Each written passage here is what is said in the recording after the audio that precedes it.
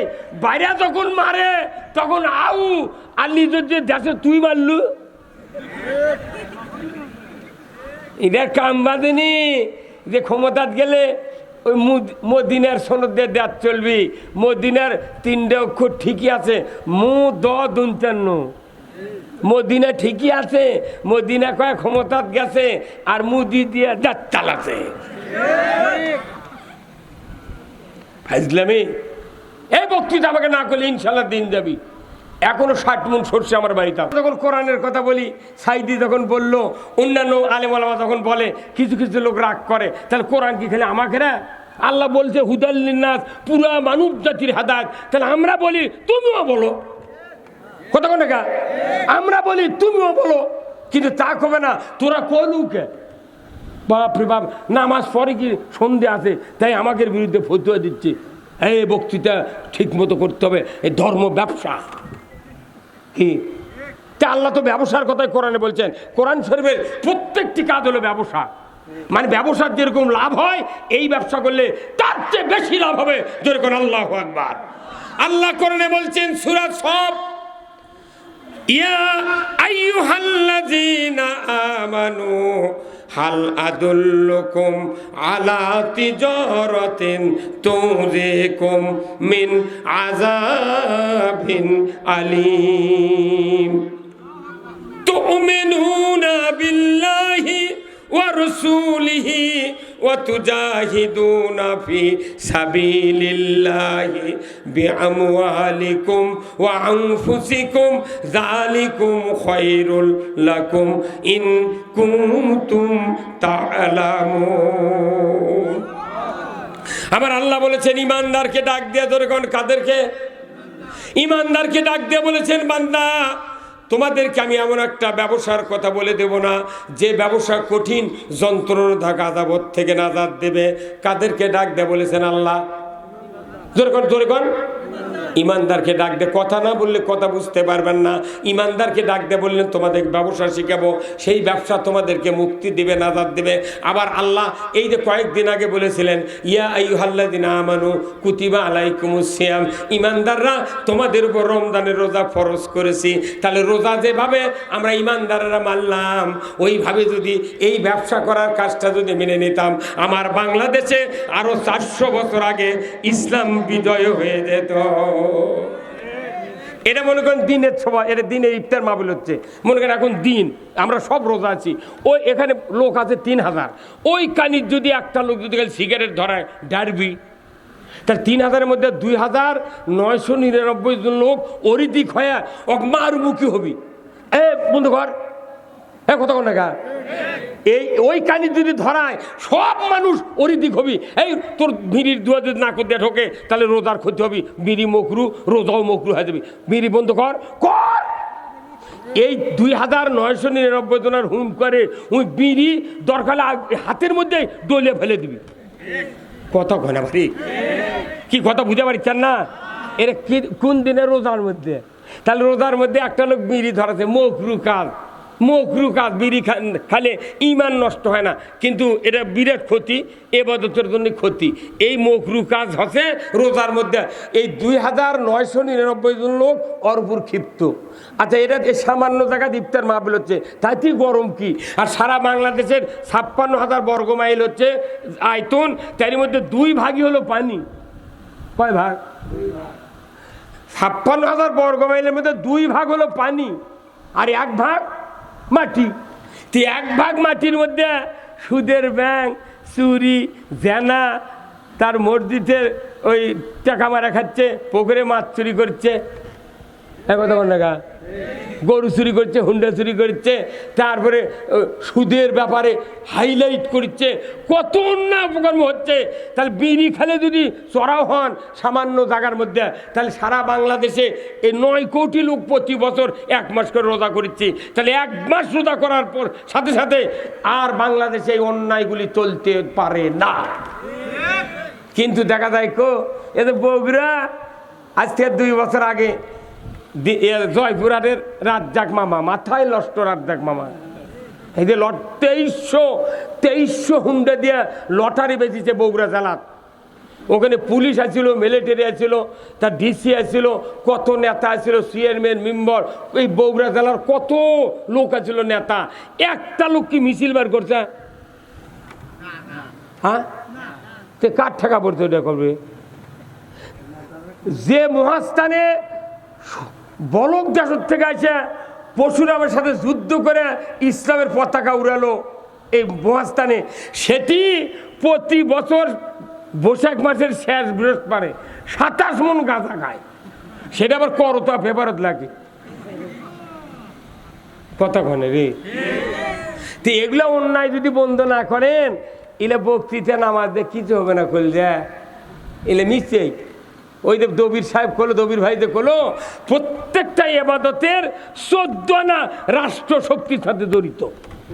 রাষ্ট্র শক্তি যদি আপনার নামাজ কায়েম না করে, সুদ বন্ধ না করে, আজকে জাতির উপর মই ডলা হচ্ছে, ওরা নিরাপদে ঘুমাচ্ছে। আমার নবী বলেছেন, ও সুলতানু জিল্লুল্লাহি ফিল আরদি মান আহানা সুলতানাল্লাহি ফিল আরদি আহানাহুল্লাহ।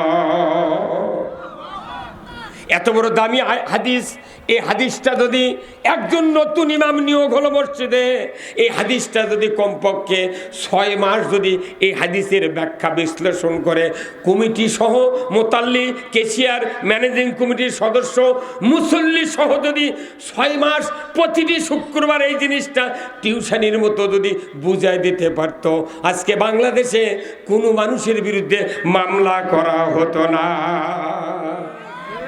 কিন্তু আসল কথা জুম্মত হয় না। সেই দিন তো টাকা দেওয়া রাত জায়গা মানুষ কথা শোনে, কে সব ওই জুম্মত বক্তৃতা শুনে কিছুই নেই। হ্যাঁ, কথা কোন না, উনি খালি নামাজ পড়ার জন্য যাচ্ছে, বক্তৃতাগুলো হচ্ছে মসুরির ডাল ঘাটি। শতকরা 4-5টা জুম্মত খালি ভালো বক্তৃতা হয়। আমি এই 47 বছর ইমামতি করেছি, বহু মসজিদে ইমামতি। এইবারও দেখেছি খতম তারাবির 10 দিনের মাথায় একটা খতম তারাবির নামাজ হাজির হচ্ছি। মুসলিম হুজুর প্রথম 4-5 দিন 7 কাতার হয়েছিল, আজ আসে 3 কাতার। 13 গেল ঘন্টি কোথায় পাথর থেকে হেরে হেরে চলে যায়। আমরা দুই ভাই না, ইমামকে কয় না যে হুজুর আমরা যাচ্ছি। আবার কতগুলো ক্যাপাসিটির মুসল্লি আছে, ইমাম খতম তারাবির ইমাম আগে উঠছে, উঠে ক্যারায়াত শুরু করছে ঝড়ের মতো। আর কিছু কিছু চালাক মুসল্লি 5 লাইনে তুমি বসে আছে, যখন দেখ কবি ইয়ালামুন তখনই লাভ দিয়ে উঠে আল্লাহ করে রুকু দেয়।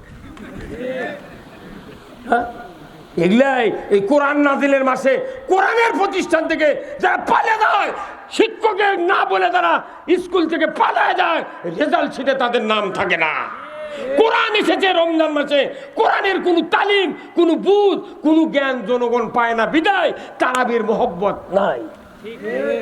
একটা মাস তারাবি হয়, কোন ইমাম 30টা আয়াত বাংলাদেশের মুসল্লিদেরকে জীবনে শুনায় না। ওই খালি গড় গড় গড় গড় করে পড়ে তাকে তাড়াতাড়ি 27 তারিখ টাকা নিয়ে আউট। কতক্ষণ টাকা এইভাবে কতদিন থাকবেন?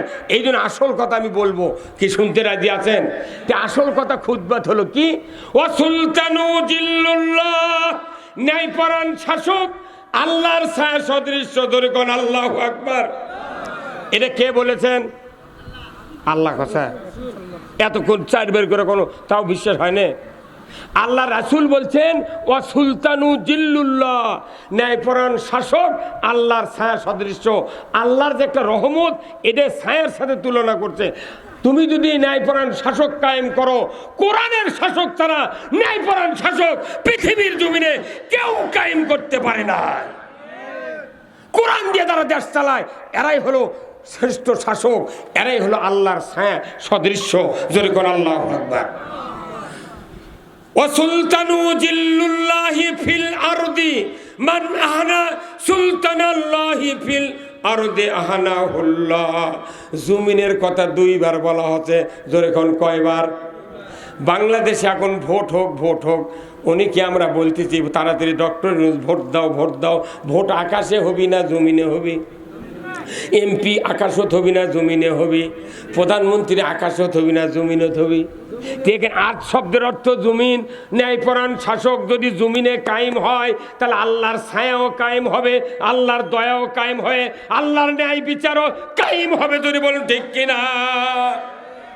যদি কেউ তোমাদের ভেতরে ন্যায়পরায়ণ শাসক কায়েমের বিরোধিতা করো কিংবা ন্যায়পরায়ণ শাসককে অপমান করো, আমি আল্লাহ আমি রসুল বলে দিচ্ছি তোমরা যেন স্বয়ং আল্লাহর বিরোধিতা করলে। মাথা অট্ট হয়ে যাবি। ন্যায়পরায়ণ শাসক কায়েমের তারা বিরোধিতা করবে, নবী বলছেন তারা যেন আল্লাহর বিরোধিতা করলে। তারা আল্লাহর বিরোধিতা করে 6 বার হজ করছে, 12 বার উমরা করছে, 4 লাখ টাকার কুরবানি, 5,000 টাকার জুব্বা, 14 হাত দাড়ি, 12 হাত জুব্বা, টুপি দিয়েছে 7 তালা, আর কে কবুল করবে এগুলা? কথা কয় না রে, কে ভাই কে করবে? আপনি বিটিক বিয়ে দিয়েছেন, কদিন থেকে ইরিকাটা পালসার গাড়ি দেবো বা তুমি এই কয়দিন ধৈর্য ধারণ করো। ওই বউ আপনার বিটিক তুলে নিয়ে যায়নি, দৈনিক পেটে তোর বাপ বলে হুন্ডা দিবে। আপনার বিটি খালি করছে কে তোমাকে না কত ইরিকাটা দিবি, তুমি আমাকে মারো কে? দৈনিকই মারে আর কয় হুন্ডা দে, তো কত ইরিকাটা দেবো? কথা কন টাকা তো ইরিকাটা দিবার চা তুই মারিস কে? আর ইনকা তুই দৈনিক বিটি মোবাইল করো, আব্বা তুমি হুন্ডা কি জন্য দিবার চা দিলে আমাকে আমি পেটন খাই মরে গেল। তো তাহলে এই কথা তুই বাপ 2 দিন মোবাইলে বিটির মুখে শোনে, ওই বাপ আর হুন্ডা দিবি কেবার দিবি? কি কবি তোর পেটর দম হুন্ডা, বিটি কবি বাবা তুই আর সাইডে লিয়ে আয় তো ওকে হোমন দিতে গাছমু। আমাকে মনে করবেন না যে এই ফাইজলামির জন্য এই দুনিয়া যাচ্ছি। আল্লাহ আমাদেরকে পাঠাছে, ওই যে কলা হলো মেইন ফ্যাক্টর, ওই গুলির কিছু নেই, ওটা বিষয় তোর গোড়া পিছিয়ে গুলি বানিয়ে দিতে, আর এই আদায় হবি কাম। আমরা যতগুলি আবাদত করলাম আনুষ্ঠানিক, এইগুলি কবুল হওয়ার জন্য আর একটা আবাদত দরকার। সেই আবাদত আপনি ঘুম পারবেন, ওই আবাদত আপনাকে পাহারা দেবি। আপনি ঘুম পারবেন, বাড়ির থেকে বেরিয়ে যাবেন, কোথায় যাবেন, পুরা জাতির নিরাপত্তা ওই আবাদত দিবে। ধরে করে আল্লাহু আকবার। আপনি তাহাজ্জুদ পড়লেন, তারাবি পড়লেন, লাইলাতুল কদর পড়লেন, আপনার বাড়ির গোয়ালের গরু আছে, গরুর গোলত চটা দেননি, ঘরের বারান্দাতে আছে পালসার হুন্ডা, আগনাতে একটা সাইকেল, আপনি রাগ থেকে ঘুম পাচ্ছেন, দরজা দেননি, এগুলো থাকবি? এগুলো পাহারা দেওয়ার ইবাদত আল্লাহ কোরআনত করছে। সেই আবাদতটা কি হলো? সেই আবাদত হলো ইসলাম। ইসলাম যদি আপনি দেশে চালু করতে পারেন, তাহলে ঘুম পারলেও ইসলাম আপনার পাহারা দেবে। আর ওই ইসলামের বিরোধিতা করে ওই হজ উমরা দিয়া জান্নাতে যাব, তোর বাপও জান্নাতে যাবে না।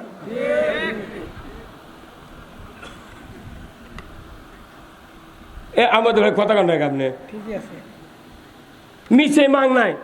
ইসলাম না বোঝার কারণে আজকে আমাদের দুরবস্থা। ইসলাম যদি সমাজে থাকে, আপনাকে রাত্রে পাহারা দেওয়া হবে। চোরের হাত কাটার আইন ইসলামে আছে, অন্য কোনো ধর্মে নাই, অন্য কোনো ইতিহাসে নাই। আমার বাড়ি গরু চুরি হচ্ছে, হুন্ডা চুরি হচ্ছে, পুকুরে মাছ চুরি হচ্ছে, মসজিদের স্যান্ডেল চুরি, আর 54 বছর দেশ স্বাধীন হচ্ছে জুম্মার স্যান্ডেল চুরি বন্ধ হয়নি। তা কিন্তু কোনো ওসির স্যান্ডেল চুরি হয়, কোনো ডিসির হুন্ডা চুরি হয়, ওরকে চুরি হয় না, ওরকে তো পর দেয় আর চুরি করে। এই আহমদুল্লাহ ভাইয়ের বেটার হুন্ডা, আমার হুন্ডা, আর একজন হুন্ডা চুরি করছে। ওরা জানে যে এই হুন্ডা চুরি করলে কিচ্ছু হবে না। তাহলে আমার ঘুম হবে, কিন্তু ইসলাম আমাকে পাহারা দেবে। কার কথা? এখন সেই ইসলাম বাংলাদেশে নাই। আমরা যতই বক্তৃতা করি, বাংলাদেশে শান্তি কায়েম ততক্ষণ হবে না যতক্ষণ ইসলাম বিজয় হবে না। এলে বক্তৃতা দা ফাঁকা ফেলতে গোল, উড়া ফায়ারে ডাকাত নামে না, ডাকাতের বকত গুলি করা লাগবে। সেখানে ডাক্তার কবি একজন মরিছে, এটি থাকাই হবে না। আমাকে এগুলো বক্তৃতা ফাঁকা ফেলতে গুলি আমরা করছি। সাইদি সাহেব কোনো ফাঁকা গুলি করেনি। সাইদি সাহেব ডাইরেক্ট বাটুলের রেম করে গুলি করছে যে সংসদ ছাড়া ইসলাম চালু হবে না। এই জন্যই ভারতের বুদ্ধিতে সাইদিকে আউট করে দিয়েছেন। আবার যদি আমাকে আউট করবে চান, তাহলে ইনকে হলে আলপাকেটা থাকেন, বাটাম আমাকে ফাটাতে পাঠাতে আপনাকে তুলো করে দিবে। আমার ভাইয়েরা, নেতৃত্বের ব্যাপারে রসুলের নেতৃত্ব মানতে হবে, আনুগত্যের ব্যাপারে আল্লাহর হুকুম আনুগত্য করতে হবে। এই জন্য আল্লাহ তাআলা কোরআনুল কারিমে বলছেন, আতিউল্লাহ ওয়া আতিউর রাসূল ওয়া উলিল আমরি মিনকুম। 6টা তাফসীর পড়েছি। এই আয়াতের ব্যাখ্যায় প্রত্যেকটি মুফাসসিরগণ লিখেছেন, আল্লাহর আনুগত্য করো, রসুলের অনুসরণ করো, আর তোমাদেরকে কোরআন দিয়া যারা সমাজ পরিচালনা করে তাদেরও তোমরা অনুসরণ করো, আনুগত্য করো। ধরে কোন আল্লাহু আকবার। কোরআন দিয়া সমাজ যারা চালায় এরাই হলো দুনিয়ার রাজত্বের মালিক। যদি বলেন ঠিক কিনা? কোরআন দিয়া যারা তার রাজত্ব চালায় না, এই রাজত্বের মালিক তারা হতে পারবে না। কারণ এত বড় দামি কথা খুতবাতে বলা হয়। প্রতিদিন শুক্রবারে জুমার ইমামরা যে বক্তৃতা দেয় আরবি দিয়া, মসজিদের মিম্বরে দাঁড়ায়া দাঁড়ায়া আহলে হাদিসের ইমামরা হাতে লাঠি নেয় আর খুতবা দেয়।